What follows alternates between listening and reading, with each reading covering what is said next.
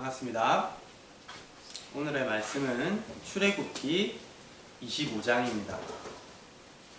우리가 지지난주에 25장 1절부터 9절까지 했었죠. 그리고 오늘은 나머지 10절부터 40절까지 같이 보도록 하겠습니다.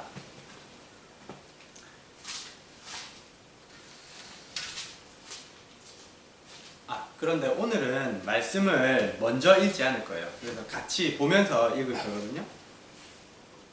지난 시간에 우리가 출애굽기 25장부터 40장까지는 성막에 대한 내용이라고 말씀을 드렸는데, 그 중에서 오늘부터 이제 시작하게 될 25장 10절부터 이제 31장까지는 성막과 그 안에 들어가는 기구들, 그리고 제사장의 의복을 하나님께서 이렇게 만들어라, 이렇게 모세에게 지시하시는 내용입니다. 특별히 오늘 본문에 25장 10절부터 40절까지는 성막에 들어가는 기구 중에서 언약궤와 진설병 상과 등잔대 만드는 그러한 내용이 여기 있습니다. 지난 시간에 제가 말씀드렸는 것처럼 성막을 공부하는 것은 쉽지가 않습니다. 왜냐하면 꽤 복잡하고 어렵기 때문입니다. 그렇지만은 하나님께서 그 안에 예수 그리스도의 복음과 영적인 메시지들을 숨겨 놓으셨습니다. 그래서 지금부터 우리가 본격적으로 성막을 공부해 나갈 텐데, 정말 재미있게 우리가 쉽게, 그리고 그 안에 숨겨진 보석들을 하나씩 발견해 나가는 그러한 마음으로 같이 공부해 나갔으면 좋겠습니다. 우리 잠시 기도드리겠습니다. 하나님, 감사합니다. 우리에게 이렇게 하나님 말씀을 주시고 하나님께서 이스라엘 백성들과 함께 하셨던 그 성막에 대해서 하나님께서 친히 지으라고 하셨던 그 성막에 대해 공부하게 하시니 감사합니다. 이 시간 저희들의 마음과 저희들의 생각과 저희들의 지혜를 성령께서 열어주셔서 정말 주님의 말씀을 우리에게 하여 주시옵소서. 우리가 듣겠습니다. 인도하실 주님을 믿고 감사드리며 예수님 이름으로 기도드렸습니다. 아멘. 자, 우리가 백문이 불여일견이라고, 제가 아무리 말씀드리는 것보다, 성경으로 많이 읽는 것보다 이렇게 사진으로 보면 훨씬 더 이해가 쉬울 것 같습니다. 자, 처음에 제가 성경 본문을 처음부터 끝까지 한 번에 다 읽지 않고 조금 읽고 그 부분에 대해서 설명하고 또 읽고 설명하고 이런 식으로 나가도록 하겠습니다. 먼저 출애굽기 25장 오늘 본문 말씀에는 언약궤와 진설병 상과 등잔대, 이 세 기구가 나옵니다.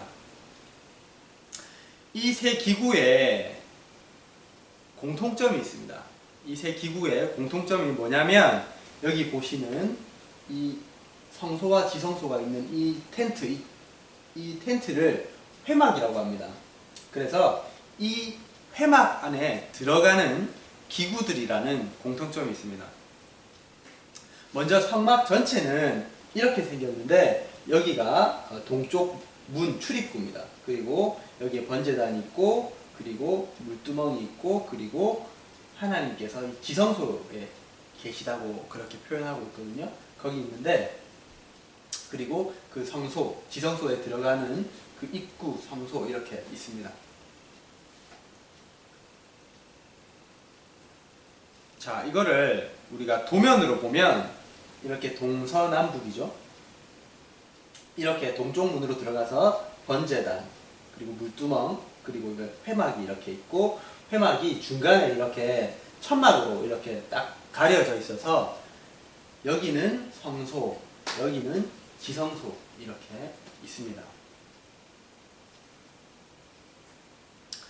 그러면 우리가 10절부터 22절까지만 그 말씀을 한번 천천히 읽어보도록 하겠습니다. 시작! 그들은 조각목으로 궤를 짜되 길이는 2규빗 반, 너비는 1규빗 반, 높이는 1규빗 반이 되게 하고, 너는 순금으로 그것을 싸되 그 안팎을 싸고 위쪽 가장자리로 돌아가며 금태를 두르고. 자, 여기 뭐냐면 조각목으로 궤를 짜라고 하셨는데 이 궤가 뭐냐면 언약궤입니다. 자, 여기 있는 거, 여기 이제 지성소, 하나님께서 계신 이 지성소에 있는 이걸 확대해서 보면 이런 그림이 됩니다. 이것에 대해서 설명하고 있거든요. 여기에 보면 10절에 보면 규빗이라는 길이 단위가 나오는데, 이것은 손가락 끝에서부터 여기 팔꿈치 끝까지 여기를 한 규빗이라고 합니다. 그러니까 2규빗 반이라고 했으니까 한 이 정도 되겠네요. 이 정도, 한 1.5m, 1m 조금 넘게, 이렇게 한 규빗은 45.6cm 정도가 평균적으로 된다고 합니다. 여기에 12절입니다. 금고리 넷을 부어 만들고 내 발에 달되 이쪽에 2고리 저쪽에 2고리를 달며, 자, 이 금고리가 뭐냐면 여기 보시면 이 채를 끼웠잖아요. 이것들이 뭐냐면 사실 이거보다 좀 더 길어야 되는데, 사람들이 옛날에 가마를 들고 운반하잖아요. 가마꾼들이 그런 식으로 이제 제사장들이 어깨에다 메고 이 부분을 넣기 위해서 여기 금고리 넷을 이렇게 만들라고 하시는 겁니다.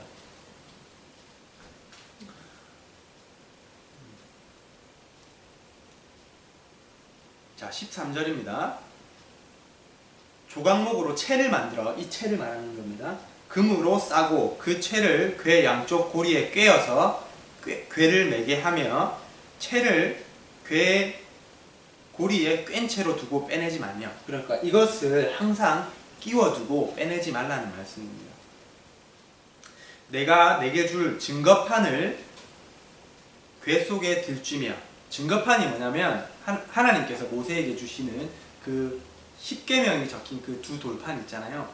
그 돌판을 이 상자 안에, 이 궤 안에 두라고 하는 것입니다. 그래서 이 궤를 언약궤 또는 증거궤 또는 법궤라고 우리는 이야기합니다. 17절입니다. 순금으로 속죄소를 만들되 길이는 2규빗 반, 너비는 1규빗 반이 되게 하고. 자, 이 속죄소라는 것이 규격이 언약궤와 같죠. 금으로 그룹 둘을 속죄소 2 끝에 쳐서 만들되 한 그룹은 이 끝에 또 한 그룹은 저 끝에 또 곧 속죄소 2 끝에 속죄소와 한 덩어리로 연결하지며, 그룹들은 그 날개를 높이 펴서 그 날개로 속죄소를 덮으며 그 얼굴을 서로 대하여 속죄소를 향하게 하고. 자, 속죄소가 뭐냐면 이 부분입니다. 이 부분. 그러니까 아까는 언약궤였는데 이 부분까지였죠. 쉽게 말해서 속죄소라고 하면 좀 어려운데 속죄판이라고 하면 좀 쉽게 이해가 될 겁니다. 이 언약궤를 덮는 뚜껑을 가리킵니다. 이 뚜껑인데 그 위에 좌우에 이렇게 그룹이라는 것은 천사를 말하는데, 천사가 히브리어로 케루브 이렇게 얘기한다고 합니다. 그런데 케루브의 복수형을 히브리어에서는 케루빔 이렇게 된다고 해요. 그래서 천사가 2명이 있기 때문에 케루빔 이렇게 하는데, 이거를 한국어로 번역을 할 때 그냥 그룹 이렇게 이야기한 것입니다. 영어로는 참고로 이제 체루빔 이렇게 되어 있습니다. 체루빔, 케루빔.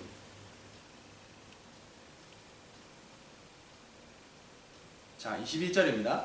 속죄소를 그 궤 위에 얹고 내가 내게 줄 증거판을 궤 속에 넣으라. 거기서 내가 너와 만나고 속죄소 곧 속죄소 위 곧 증거궤 위에 있는 2 그룹 사이에서 내가 이스라엘 자손을 위하여 내게 명령할 모든 일을 내게 이르리라. 자, 하나님께서 이 속죄소 위에서 이스라엘 백성들을, 모세를 만나시겠다고 이렇게 말씀하십니다. 언약궤와 속죄소는 하나님의 임재를 상징합니다. 우리가 방금 읽었던 22절에 보면 이 위에서 2 그룹 사이에서 하나님께서 만나겠다고 하셨는데, 하나님께서 성막을 지으라고 하신 목적에 대해서 우리가 지난 시간에 배웠죠.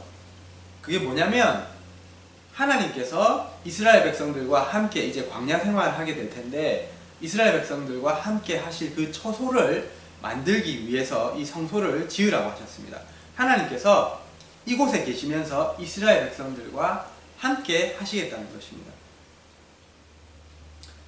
언약궤 안에는 하나님께서 십계명이 적힌 그 두 돌판을 넣으라고 하셨는데 왜냐하면은 이 율법이 하나님께서 주신 이 율법을 대표하는 이 십계명이 하나님의 성품, 하나님이 어떠한 분인지 그리고 하나님의 공의 그것을 드러내는 것이기 때문에 하나님께서 이 십계명을 넣으라고 하셨습니다. 그리고 그 위에 속죄소를 덮는데 이 속죄소는 히브리어로 카포레트라고 한다고 합니다.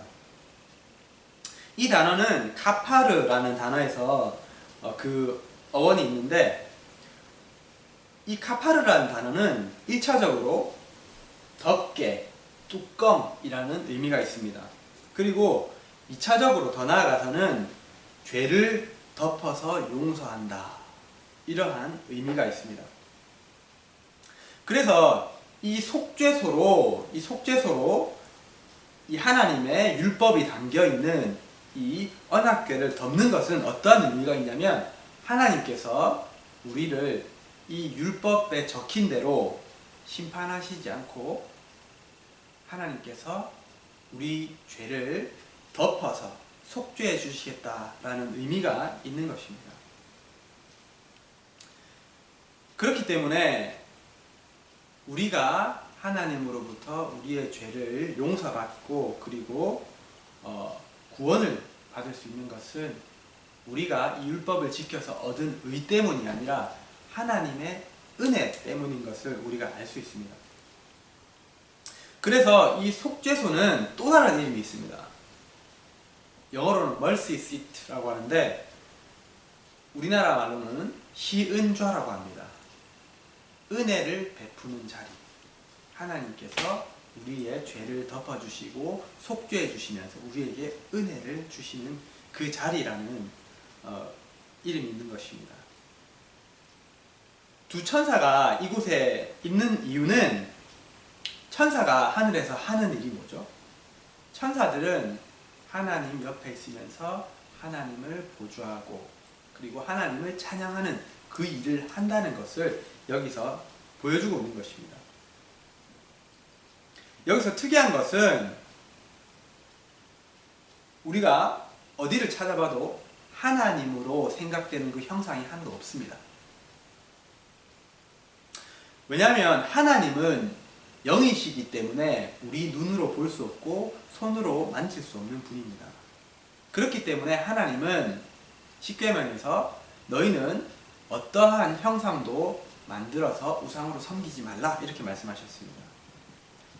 만약에 하나님께서 이 위에 이 가운데 내가 있으니까 내 형상을 만들어라 이렇게 하셨다면 우리 사람의 습성상 그것을 또 우상으로 만들어 놓고 우리가 그것을 섬길 것이 뻔합니다. 그리고 하나님은 내가 너희와 이 성막에서 함께 할 것이고 내가 이 위에 머물겠다 하는 것을 이스라엘 백성들에게 시각적으로 보여주시기 위해서 이것을 만들라고 하셨지 사실은 하나님은 공간에 제약되시는 분이 아닙니다. 왜냐하면 하나님은 영이시기 때문에 모든 곳에 있습니다. 그래서 하나님은 자신의 형상을 만들지 말라고 이렇게 자신의 형상을 만들라고 이렇게 말씀하시지 않은 것으로 생각됩니다. 두 번째는 23절부터 나오는 진설병 상입니다. 자, 이렇게 생겼습니다. 23절 제가 읽겠습니다. 너는 조각목으로 상을 만들되 길이는 2규빗, 너비는 1규빗, 높이는 1규빗 반이 되게 하고 자, 이 사이즈가 언약궤보다 약간 더 작죠.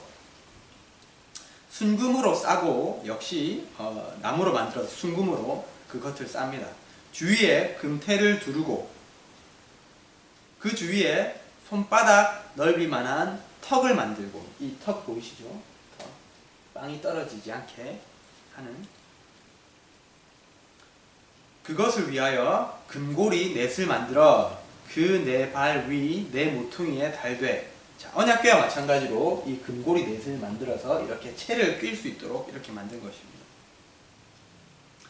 턱 곁에 붙이라. 이는 상을 낼 채를 꿰 곳이며 또 조각목으로 그 채를 만들고 금으로 싸라.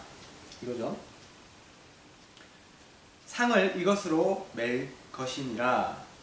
너는 대접과 숟가락과 병과 붓는 잔을 만들되 순금으로 만들며.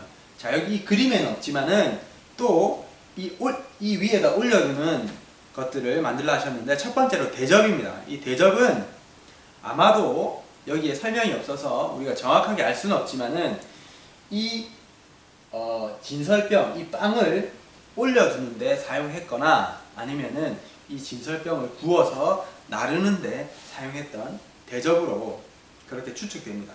그리고 숟가락이 나오는데, 이 숟가락은 우리가 밥을 떠먹는 이런 숟가락이 아니라 작은 접시를 숟가락으로 이렇게 번역을 한 것입니다. 이 접시는 아마도 우리가 앞에 보면 여기에 이 분향단이 있죠. 우리가 오늘 말씀에 나오지 않는데 30장에 나옵니다. 이 분향단에 쓸 향을 갈아서 그곳에 두고 하나님께 이렇게 향을 올려드릴 때 쓰는 그 그릇으로 생각이 됩니다.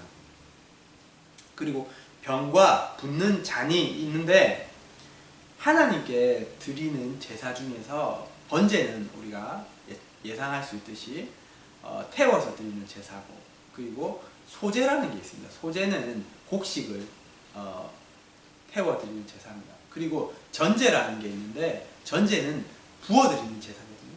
무엇을 부어 드리냐면 기름, 올리브유 같은 그러한 기름이나 포도주, 이러한 것들을 하나님 앞에 그 제단에다가 부어서 드리는 제사입니다. 여기에 나오는 이 병과 붓는 잔은 이 기름이나 포도주를 담을 때, 전제를 드릴 때 쓰는 이 기름이나 포도주를 담을 때 사용했을 것입니다. 자, 30절입니다. 상 위에 진설병을 두어, 이 빵입니다. 항상 내 앞에 있게 할지니라. 자, 이렇게 하나님께서 말씀하셨습니다. 제사장은 이 12개 빵을, 진설병을 매주 안식일마다 새로 만들어서 오늘 만들라고 지시하신 이 상 위에 이렇게 진설해야 했습니다. 이 진설병이 의미하는 것은 1차적으로 이스라엘의 12지파를 의미합니다. 그리고 2차적으로 이 빵은 무엇을 의미하냐면, 성경에서 빵 하면 뭐가 떠오르죠? 우리가 이제 하나님의 말씀이 떠오르죠. 예수님께서 사람의 떡으로만 살 것이 아니요 하나님의 입으로 나오는 모든 말씀으로 살 것이니라, 이렇게 말씀하셨습니다. 이 빵은, 이 12개의 빵은 하나님의 말씀을 의미합니다.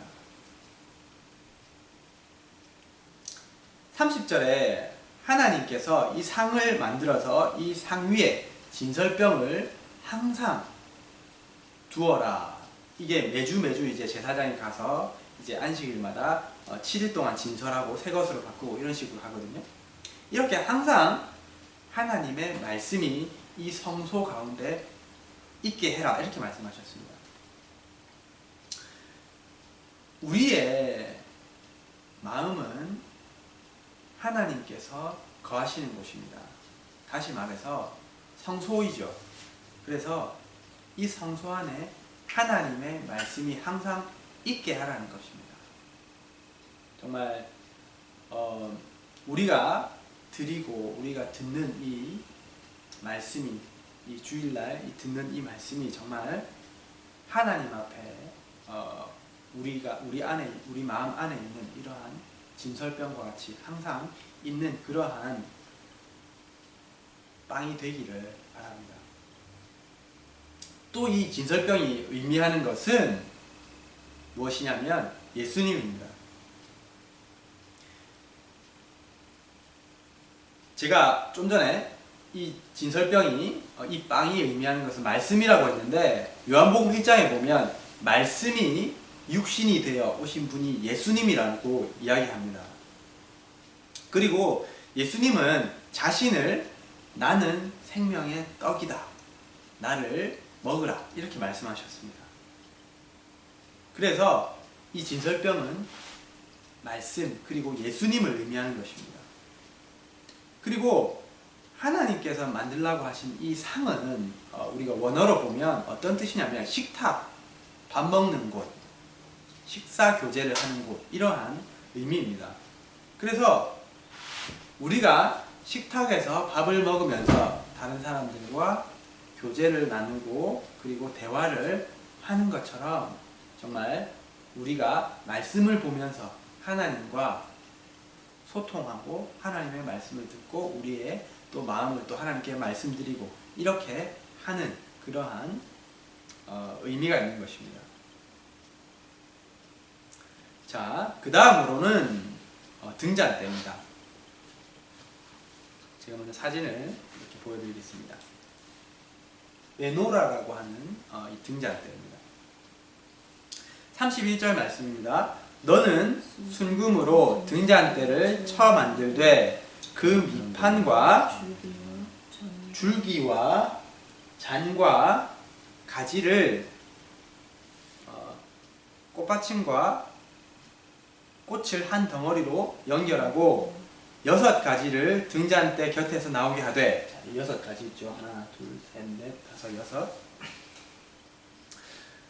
다른 3가지는 이쪽으로 나오고 다른 3가지는 저쪽으로 나오게 하여 이쪽 가지에 살구꽃 형상의 잔셋과 꽃받침과 꽃이 있게 하고, 이것은 잔과 꽃받침과 꽃은 여기에 다 있는 것입니다. 우리가 꽃을 보면 그 밑에 꽃받침이 살짝 있죠.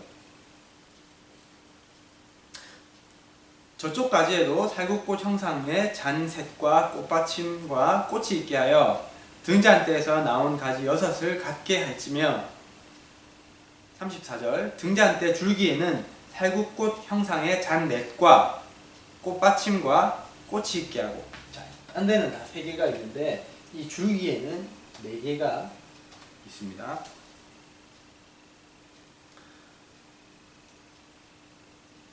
35절입니다. 등잔대에서 나온 가지 6을 위하여 꽃받침이 있게 하되 2가지 아래에 한 꽃받침이 있어 줄기와 연결하며 또 2가지 아래에 한 꽃받침이 있어 줄기와 연결하며 또 2가지 아래에 한 꽃받침이 있어 줄기와 연결하게 하고, 자, 여기 보이시죠? 이 부분을 말합니다.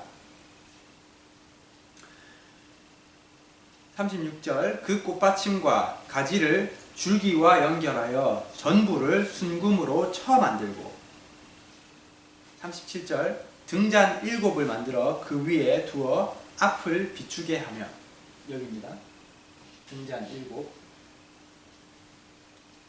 38절 그 불 집게와 불똥 그릇도 순금으로 만들지니 등잔대와 이 모든 기구를 순금 1달란트로 만들되 너는 삼가 이 산에서 내게 보인 양식대로 할지니라. 자, 이 등잔은 무엇을 하는데 사용하는 것이죠? 우리가 불을 밝힐 때 사용하는 것입니다. 제사장들은 매일 아침과 저녁에 이 성소에 들어가서 하나님께 이 불을 끄고 켜고 해야 됐거든요. 그래서 저녁에 상번제를 드릴 때 성소에 들어가서 등잔대에 불을 켜고, 아침에 또 상번제를 드릴 때에 등잔대에 불을 꺼야 했습니다. 그래서 밤에 어두울 때 항상 성소가 밝게 이렇게 비춰지게 했습니다. 이 등잔대가 의미하는 것은 먼저 성도들의 세상에서 빛을 비추는 삶을 의미합니다. 예수님께서 말씀하셨습니다. 너희는 세상의 빛이라. 너희 빛이 사람 앞에 비치게 하여 그들로 너희 착한 행실을 보고 하늘에 계신 너희 아버지께 영광을 돌리게 하라. 제가 요즘에 신학교에 가서 매주 목요일 저녁마다 수업을 듣고 있는데 이번 주 수업을 듣는 중에 교수님께서 중국의 공산 집권화되면서 그렇게 기독교를 포함한 모든 종교가 핍박받고 선교사들이 다 떠나야 되는 그러한 것에 대해서 말씀하셨습니다. 그러면서 중국이 그 당시에 덮쳐왔던 그 영적인 어두움에도 불구하고 예수님의 빛이 꺼지기는커녕 정말 훨씬 더 그 핍박으로 인해서 우리가 지난 시간에 얘기했죠. 핍박이 오면 오히려 더 복음이 퍼지는 그것에 대해서 말씀하셨습니다. 그러니까 한 학생이 이렇게 얘기했어요. 어두움에도 불구하고 그 빛이 퍼져나간 것이기도 하지만은 중국이 영적으로 어두워졌기 때문에 정말 그 사회를 밝히는 빛이 예수님 안에 있는 그 크리스찬들 안에 있는 그 빛이 더욱더 빛날 수 있었다. 그래서 사람들이 그 빛을 더 뚜렷하게 보고 그 빛으로 나아갈 수 있었다. 이런 이야기를 했습니다. 정말 우리가 수업 시간에 나눴던 이 이야기처럼 이 세상은 정말 마지막으로 갈수록 점점 더 어두워져 가고 있습니다.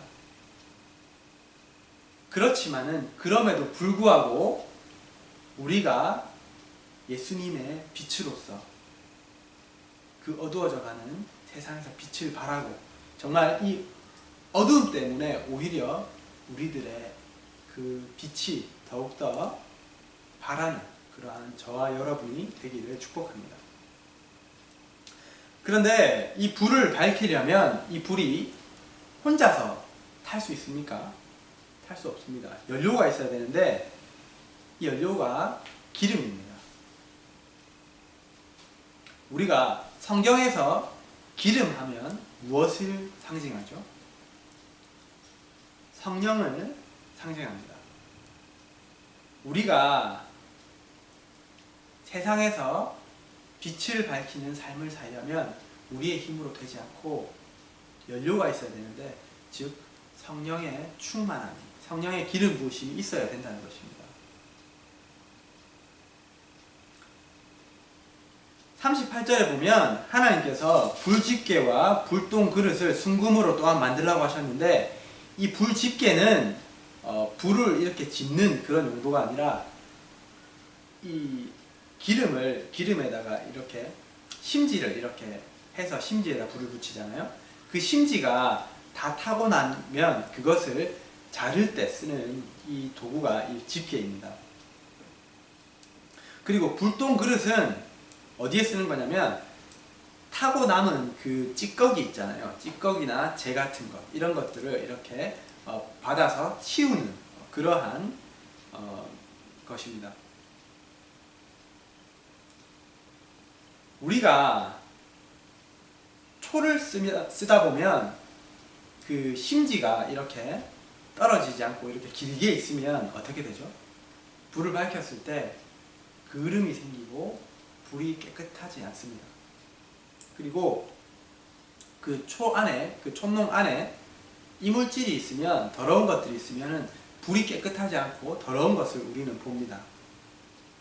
정말 이것과 마찬가지로 이 불집게와 불똥 그릇이 필요한 것은 우리가 성령님의 깨끗한 불을 밝히기 위해서는 우리 안에 있는 이물질, 즉 죄나 더러운 생각이나 더러운 동기나 더러운 마음을 제거해야 된다는 것입니다.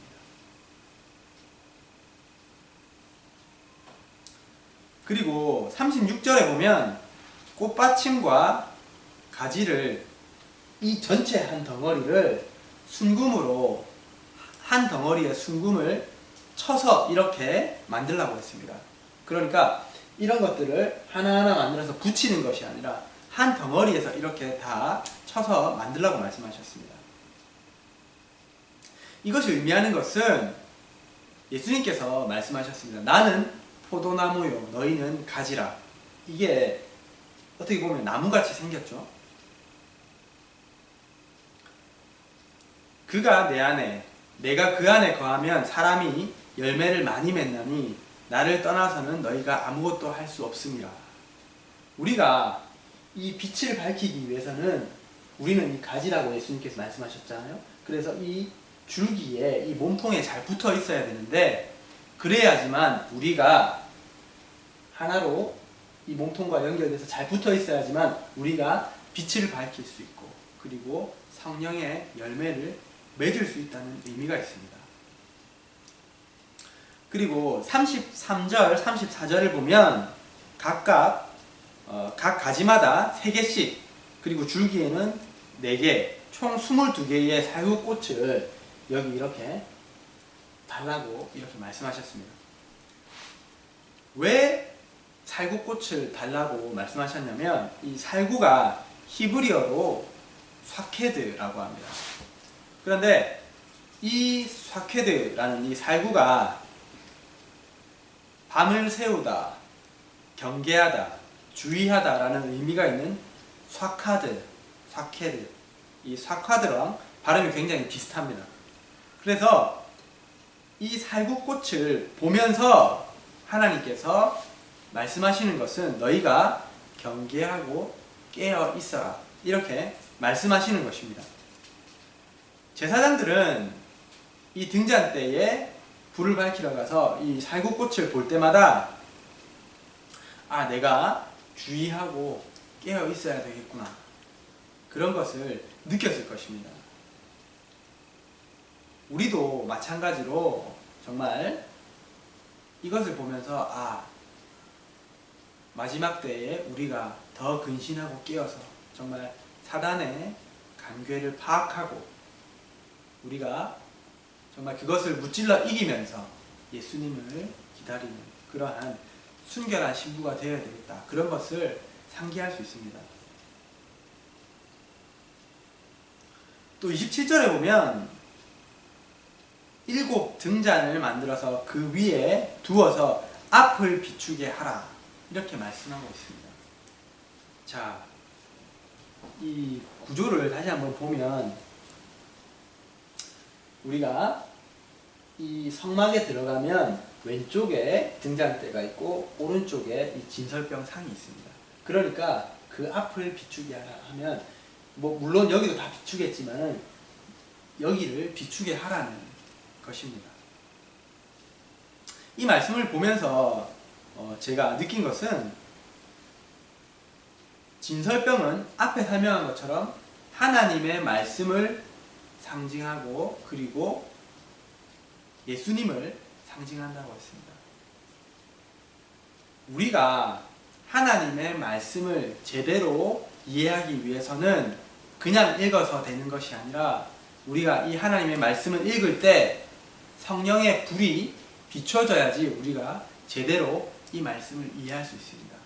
그렇지 않으면 이것은 그냥 문학책, 정말 어떤 분은 이것을 역사책, 문학책으로 읽으시더라고요. 예수님을 믿지 않는데 어떤 한 국어 선생님이 이 시편은 정말 2000년, 3000년 전에 쓰여진 책인데도 이 문학적으로 정말 아름답게 잘 쓰여진 글이다. 이렇게 학생들에게 설명을 했다고 합니다. 그렇지만 그분은 그까지만 알지 정말 그 안에 내포하고 있는 그 하나님의 메시지를 이해할 수 없는 것입니다. 그렇기 때문에 우리가 하나님의 말씀을 이해하기 위해서는 반드시 성령이 밝히는 그 조명으로 우리가 이 말씀을 보아야 되고 그렇기 때문에 우리 이 말씀을 볼 때 성령님 하나님께서 우리에게 이곳에 말씀하시는 말을 깨닫게 해주십시오. 이렇게 기도하는 마음으로 이 말씀을 읽어야 하는 것입니다. 그리고 이 등잔대가 비추는 것은 또한 예수님을 상징하는 이 빵인데 우리가 예수님을 이해할 수 있기 위해서는 우리가 예수님을 알 수 있기 위해서는 정말 이 성령의 불이 비춰져야 됩니다. 고린도전서 12장 3절은 성령으로 아니하고는 누구든지 예수를 주시라 할 수 없느니라 이렇게 말씀하고 있습니다. 그리고 성령께서 하시는 일이 항상 예수님의 말씀을 생각나게 하고 우리의 시선을 예수님에게로 돌리게 하는 그 일을 하시는 것입니다. 자, 지금까지 우리가 이 회막에 들어가는 언약궤와 속죄소와 진설병상과 등잔대에 대해서 공부했습니다.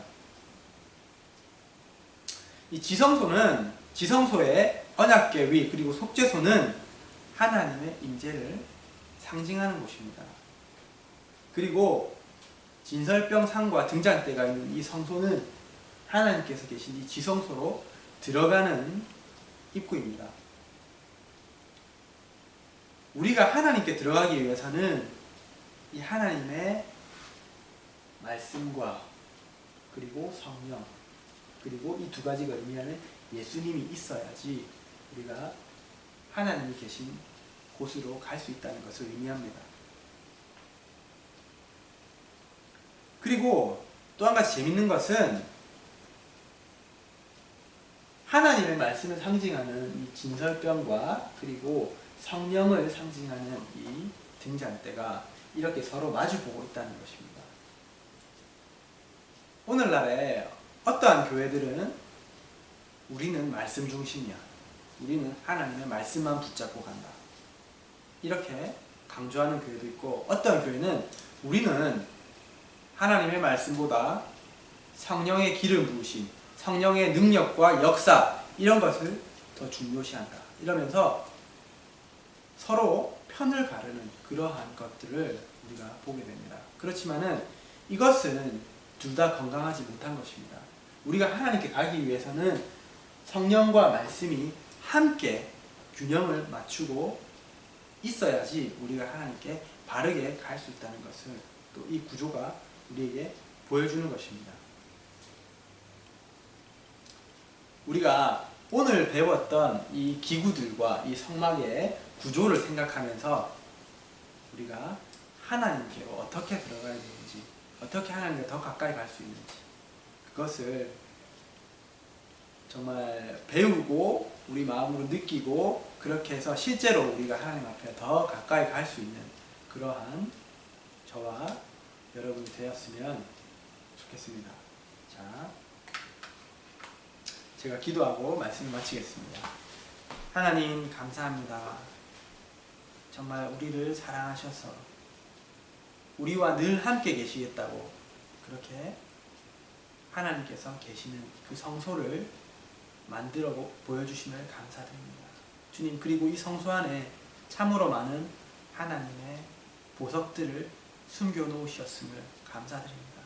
정말 우리가 이것을 발견하며 하나님의 그 놀라우신 지혜와 능력과 사랑을 감격하며 감사하며 더 열심히 하나님을 공부하고 배워나가는 저희가 되게 하여 주시옵소서. 감사드리며 이 모든 말씀 살아계신 예수 그리스도 이름으로 기도드렸습니다. 아멘.